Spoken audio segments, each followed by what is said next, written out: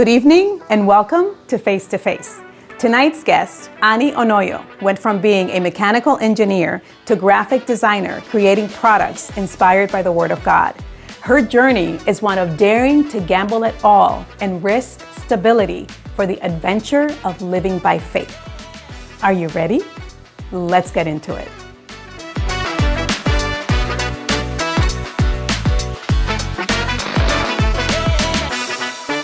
So Annie, thank you so much for coming on the program. I'm really excited about this conversation with you. And I think the first thing I want to talk to you about is your undergrad degree, which is completely different from what you are currently doing. So talk to us about that. Yes, of course. So my background, my undergrad degree was in mechanical engineering. And honestly, it was truly from a place of love and interest. I've always been someone that loved math and physics and design. And so went into that with undergrad, loved learning what I learned. It was difficult, but it was honestly really interesting to me. Yeah. But coming out of that, I think I started with an engineering and operations role and started slowly leaning more into the operations and the process and how it's communicated. And that kind of turned all the way around back to just designing and how communication is a lot about how you design the things you want to share. So full circle moment, but I am not a practicing engineer today. Right. Well, tell us a little bit about that because, having graduated as a mechanical engineer, in our conversation, you mentioned, having been interested in art. Mm-hmm. So when did that interest begin in you, and how, as you were even engaging in these other pursuits, were you able to kind of exercise those gifts? Oh, that's such a good question. Honestly, I really feel like art has been a part of my story from childhood. Mm-hmm. I'm sure a lot of artists will say the same, but I was reflecting the other day, and even back in elementary school, I would work with some friends, and we would doodle people's names and make book cards and hand them out in class. And there were all sorts of different arts and crafts things I did in elementary school and middle school. And of course, there were assigned like art classes, but I would take it way beyond the art class. And even in undergrad, which I think working in engineering, there was a lot of like computers and like digital designs and 3D models. So then I kind of pivoted from like painting and drawing with color pencils to creating designs digitally. Yeah. So I would do posters for friends and roommates, and we would put stuff up in our dorm, and then I would do stuff for my mom to put up in her room. And even like my final year design project, I spent way more time caring about the PowerPoint and how like the presentation, like the final design versus all the other, intricacies of the project. So my focus has definitely been more about the visual design of what the project is. Even going through corporate and working with different teams, I would always wonder like, okay, if a customer is seeing this, where do we want their eyes to go when they look at this banner or this email ad or a PowerPoint presentation to a VP? Like I was always like, okay, where are your eyes being drawn to? So I think the focus for just communicating through some sort of visual medium was always there. Yeah. And that's definitely been like an underpinning throughout the years for sure. Yeah. Well, tell me a little bit about kind of, because for a while your graphic design has been sort of a side gig, right? Mm-hmm. And as of a year ago, you decided to go full force, full on, full time, right? Resign from your job. So tell us what that process has been like and how that's changed from when you were kind of doing it as a side job, and now it's your career, essentially. Yeah. Mm-hmm. Yeah, for sure. I think the first just like light bulb moment was actually a church. Yeah. And I used to serve in the tech team and just help out there because it was just all the tech, the wires, the camera, they were just so interesting. And I was staring at the like sermon graphic and I was like, who designs these? They're so cool, they're so fun. And one of the producers at the campus at our church that time, he's like, oh, there's actually a whole team that does this. Yeah. Like, come to rehearsal early one Sunday, and like we can teach you how we do it. And so Yeah. that's even how I learned how to use Photoshop. So Wow. just seeing people use like art as a main job in that Yeah. way, Yeah. I think it just started opening my eyes to different creative jobs. And so that was probably maybe 2016 or so. And so Okay. just working more, learning how to use these tools, still kind of doing things on the side, Yeah. but during the pandemic, the lockdown, while everyone was baking bread and Right. going on extra runs, I was like, oh, I need to work more on designs. Right, And right. so really leaned into it then. Yeah. And one of my friends from work encouraged me to open up a store on Etsy. Yeah. So she's like, just, you do these posters, you can just sell them as a digital file, like a JPEG.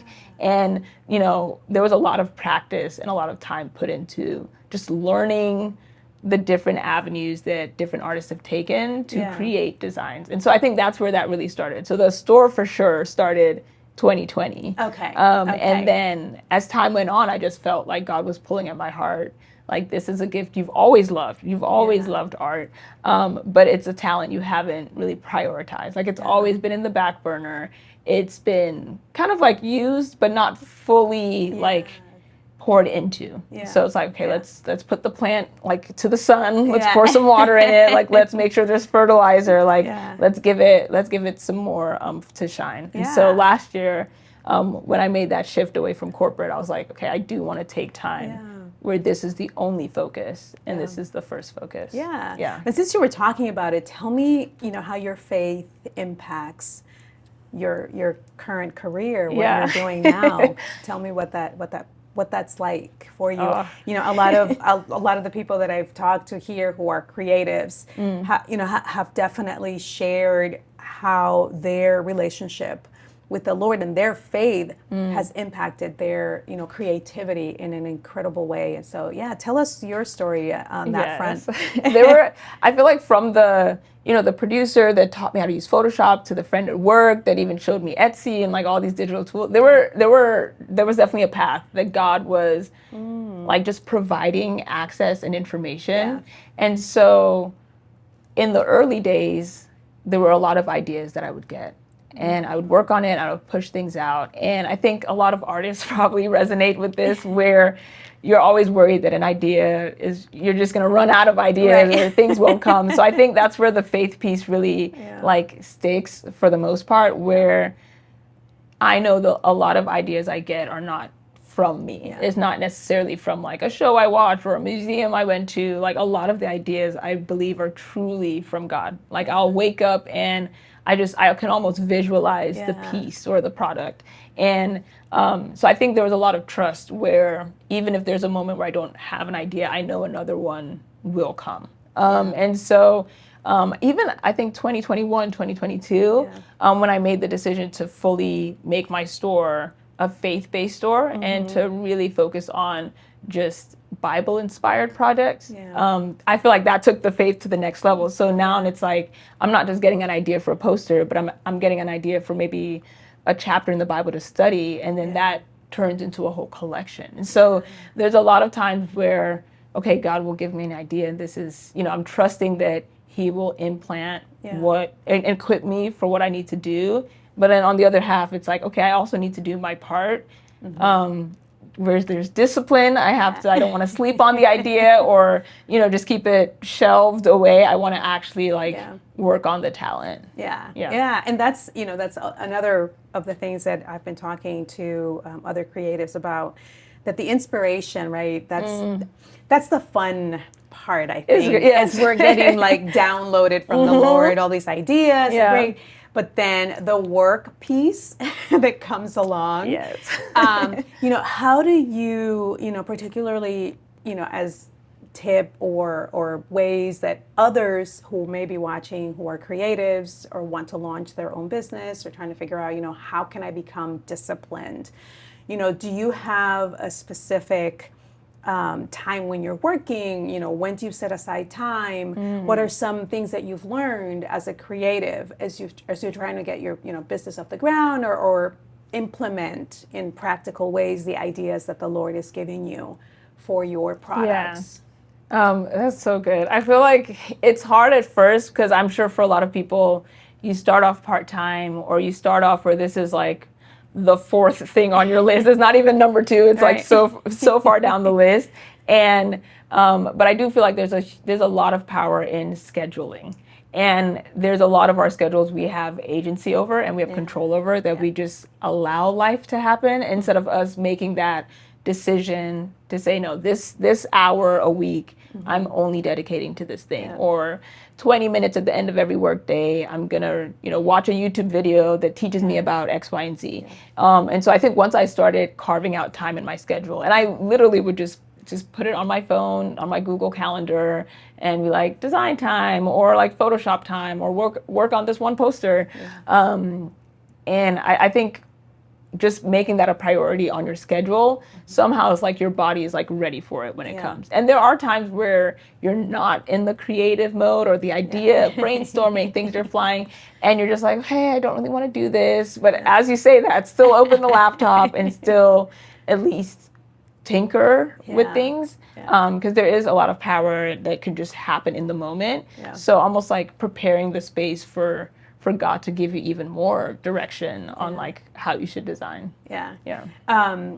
Well, tell me about because as we were having our conversation, you mentioned the fact that there are a lot of resources that you made use of. And so for people who are interested and think, well, I can't do this because I have to get another degree perhaps on that thing, or I have to take classes, or I have to spend money. You know, what were some of the ways in which you just continued to develop your skill to do what you're doing now? Yeah, that's such a good question. People. I think, first of all, just your network. And so keeping that curiosity open where if you know someone at church that, designs bags, or someone from your job that like does PowerPoint really well, like humbling ourselves to go and just ask them. I feel like I've been very surprised with how nice and open and just sharing people are. Like people just share information. They're just happy to be asked because odds are they're also really passionate about those things as well. So they're willing to just teach you. So I've gotten a lot of information just from like random coworkers and just people at church. And then I think for sure, of course, online. So like there's a lot of courses and classes that are shared, but there's a lot of stuff just on YouTube of like, okay, how to start my store or like how to get better at painting and things like that. I would say one thing for maybe people that have already started designing or thinking about scaling or like, how do I make it big? And I'm not just like, handing out things to family members. I've used a lot of drop shipping companies, which I feel like people aren't really aware of, where you can design a product and then partner with like a third-party manufacturer to ship it for you. So, for me, while I was working, that took the pressure off of me having to order 100 t-shirts and then try and sell it later, or order 100 tote bags and then try and sell it later. And it wasn't financial for me at that time to do that either. So that was also a nice way to still like offer the world something without it, hurting me financially too. Yeah. Well, since you're talking about that, I wanted to talk about kind of the business side of entrepreneurship. For example, a balance sheet, how to make sure, right, that you are not going in the red or getting yourself into debt as you're trying to build your business. So are there things that, viewers can do to kind of prepare themselves to learn about that kind of, balance sheets and budgeting and all that stuff that's part of entrepreneurship and very important part of entrepreneurship? Yeah, oh, that's a good question as well. I feel like that one's difficult because a lot of the tips I learned was actually working for my company. Like working for the different companies over the year when I was doing the art thing part-time and just seeing how bigger corporations save money and, decided how many projects they were even going into at the start. So like I'm always a very start small, like big faith, but also like don't bite more than you can chew. Right. So my first product line was just digital files. So I wasn't even paying for any inventory. Okay. I wanted to just see if there was interest out there. So that was more just, I'm the only thing I'm paying for is time. Right. And then even when I started providing actual physical products, I wouldn't order them unless people had already placed an order, they've already paid. Then I can use that to go up front. And it's a slower start, but it is for me, I feel like it is a safer start. Yeah. Where the idea is like when you get that first initial download or idea, it could seem really exciting and really hopeful, but you want it to also be long lasting. So I don't know. I feel like there have been a lot of just friends around that are also really into finance or really into accounting that have also given me tips along the way. And yeah, so it is a balance. Yeah, it's hard to say. Yeah. And I love this idea that you're talking about longevity. And we know a lot of businesses, and I don't know what the percentage is, but a lot of businesses fail within the first, 2-3 years. And it may be because of a lack of inexperience, or maybe biting more than you can chew, and you realize that you're actually not making a profit from the business.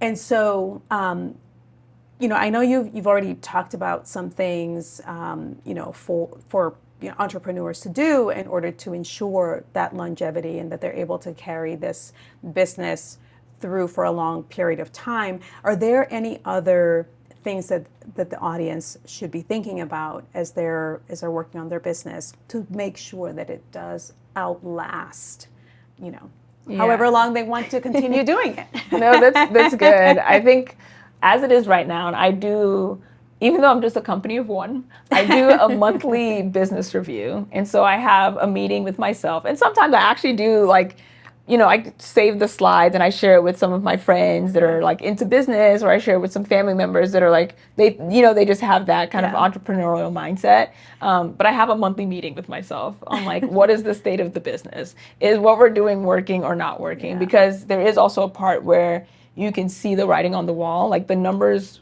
don't lie. I told you I love math, so I love going back to numbers, and you can see what's selling and what's not, and just kind of humbling yourself for the things that aren't working to close those out, and really put focus into the things that are working. So I've already shifted different types of designs I've made or different products I've worked on, based on how my customers and my clients are receiving that. And sometimes I think there's a pride there with artists because everything we create, we think is awesome. We think it's cute. It's we wouldn't have made it otherwise. Right. Or even there are some things where we create it, we don't really think it's awesome, but the audience, maybe that's just what God had for the people. And so it resonates. And so there are things I've wanted to close, and God is the numbers don't lie. This is what, the community needs right now. Keep that open. The thing you thought was really cute isn't really working. Maybe close that. So yeah, I think definitely, scheduling time to work, but also scheduling time to pause and reflect and review what your work has been. Even if you're just working on something part-time and it's to the side, I think it's always still worth time to just sit and review. Yeah. There's something you said a little bit earlier, and I want to come back to that because I find it really interesting, especially as people are thinking about what they want to do with their lives, even sometimes, right? Well, I like doing this, or I like doing that. Do I want to make this thing my career or that thing? And when you were talking about, creating graphic design, how you could spend hours and hours in just the minutest details of that communication, that visual communication. Yeah. And so, there's a book out there called Flow, and it's basically the state that we reach when we are so engrossed on a project or an activity that we lose complete track of time. Yeah. I mean, it's an actual thing that happens. And so, and I love that because it kind of gives people, I think, a clue as to the thing that you are passionate about. You basically could spend 4 hours on and it doesn't something, feel like 4 hours. It doesn't feel like 4 hours. It doesn't feel like 4 hours. It's just you're in the zone where you are creating, or you are writing, or you are doing whatever it is that you're doing, and you realize, well, maybe this is what I'm meant to do. So I feel like, people ask the question, is this for me, or is this what I'm meant to do? You know, what does time feel like when you are engaged in a particular activity? And that may be a clue, perhaps, to what you should be doing with your life. And so I love that you talked about that. That's a freebie, everybody. I'm gonna take that. Like, that's really awesome. Yeah, it's an amazing Mahali Csikszentmihalyi, and I won't spell the name for you because it's a very difficult name to spell. But he's the one who kind of came up with this whole idea of flow and of people entering that flow state when I've definitely felt that. Yeah, for sure. Super engaged in a project. So not a question. Just kind of, I love it. I think that's great. I think even just bouncing off of that, because I think some people probably hit a flow state of something that might not even need to be a business. It's just, they love gardening and that's definitely, when I think about it, I'm like, oh wow, this person was created to do that. Like that fills their cup. Yeah. Yeah. Any other thoughts or ideas that you may think of that would be helpful for the audience? I think I think something that's probably not said enough is there's so much that's out there, and it is doable. I don't think it's something that's just reserved for the wealthy or the elite or those who've gone to school for it. I feel like there's truly a lot of space for people to just try. Like, I'm definitely of the mindset that it doesn't hurt to try something at least once, especially if it's something like an idea you've had for years or something that you've thought about and it keeps coming back up in a cycle. I think it is something to pray about and also put some time on the schedule to do. Like I'm so grateful because there were enough people around me that encouraged me to lean into this. And I do feel like there could have been a life where it always stayed in the back burner, and there's just so much joy I feel like I've received from God through this. And so, I do want to encourage other people. If there's an idea that you've always had and you keep watching it more and more episodes and you're thinking about it, I was like, it might be time to jump in the deep end. Take the plunge. Yeah. Oh, wow. That's really great. Thank you. I wanted to ask you about the sort of marketing and publicity and actually selling your products and what that has looked like for you since making the transition to full-time, graphic designer and artist. Yeah. I think the first switch, I went straight for social media. I was like, I already had an Instagram. I was like, I have to get on TikTok. I need to get on YouTube Shorts. I need to get on Pinterest. And I think I really was trying to harness the power of social media like everyone told me to. And honestly, there was a lot of good engagement, and it let me know, even without people buying things, what people gravitated towards. So there was also like a lot of research I was able to get from seeing what other people were selling and what was trending at the time and just different ways that we're creating today versus like 10 years ago. So that was great. Social media, I think, was where I started. But I quickly realized there was a lot of power in just like in-person interactions that I was missing as well. So even with like Instagram that I've had for a while, a lot of the sales will come from people that would message me in a DM and then we'd work on like a custom poster. And it was a lot of personal interactions. But then I realized I just completely forgot about like people. I had texts, like phone numbers of people that I could text, people I was seeing at church every weekend that didn't know I was a full-time designer. Some, not I'm afraid, some might not know. People from work that were also into art, or like, friends I went to museums with, like just people I had already known that were interested in these things or were a part of a community that would be interested, that I could go to, not just for like learning and just like getting help from, but also as clients themselves. Like there were people that genuinely were like, I really like this. I would love to buy this from you. Or I like this. I would love to invite you to my conference so you can like bring your products there. And so I think even though there's a huge push for digital, and I love digital, and this might just be for like the younger viewers where we probably lean back when it comes to in person and like, really, really making that personal connection. Like there's so much opportunity there, but then there's also a lot of like just grace and longevity when you actually make personal connections with the people that you're working for, essentially. Yeah. What are some places where you physically go to sell your art and your products? Yeah. So physical is new for me, but the first show I had was this past spring at the Elevation Conference. So it was a 2-day conference. It was and it was all centered around Christian musicians, so different artists. And it was more music artists, but I worked with them and did some operations with them, and they allowed me to also show up at the conference. And so what was really special about it is it was a crowd of people who already knew the Bible. They're here because they love the Lord. Like the content that I'm providing is things that I probably don't have to explain if I were in like just a community market or a farmer's market, in my local town. So that was my first show. And then just partnering with other companies. There was a retreat with Unite Boston that happened recently, and partnering with them to gift the participants of the retreat some of the products.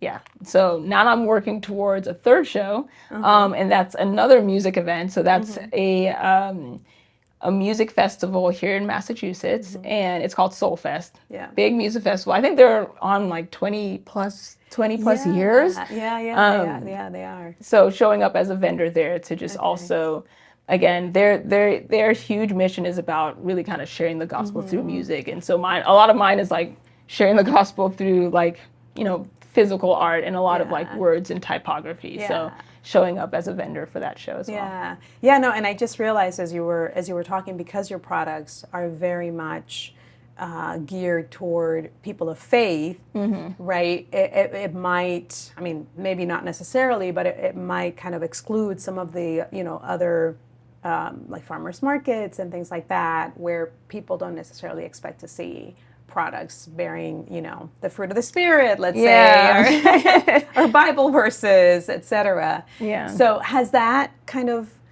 made it harder for you in some ways, or you think there are other opportunities, there's plenty of opportunities out there within the Christian community to sell your products? I'm actively thinking about that right now. Yeah. So I do have some artists that, have encouraged me to do some of the more community shows, secular shows, farmers market, like just things that are just open. Yeah. And I think there are other groups, there are other probably religious sects. There's a lot of different niches that also show up to farmers markets. And I think if it's something that,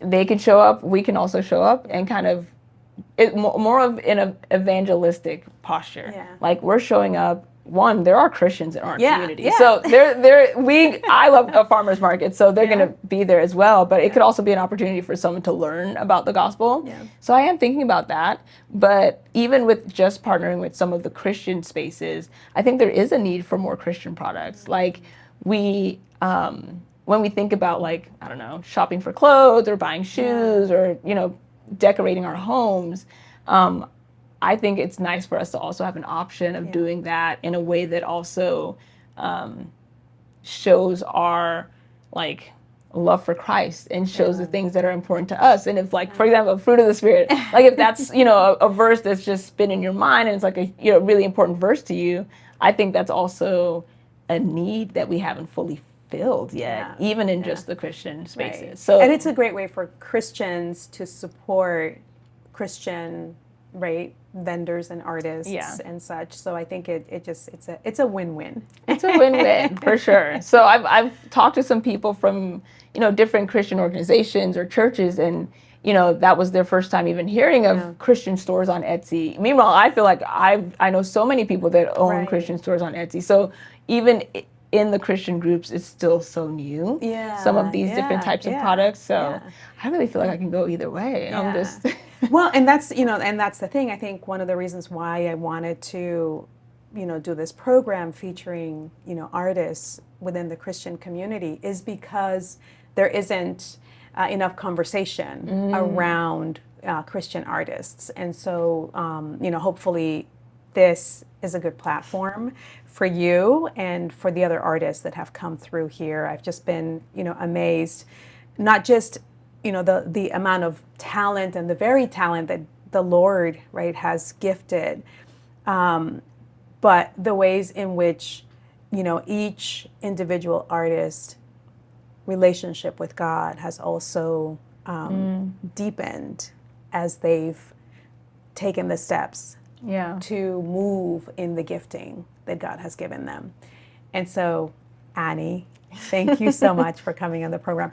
Any last words that you want to tell the audience? Oh, this has been such a great opportunity. Thank you so much for you're having me. Honestly, I think I would just reiterate back to what I said earlier. Like, the Holy Spirit is so kind and consistent with like how he just prompts us for things he wants to like bring us through and help us in.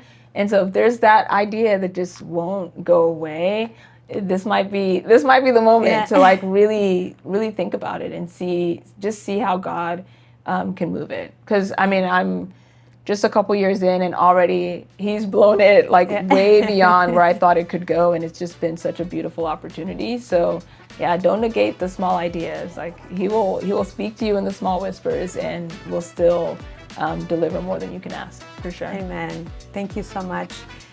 So thank you again for tuning in. So I think the big takeaway here is do not be afraid. In the Bible we read so many times God telling us to not be afraid.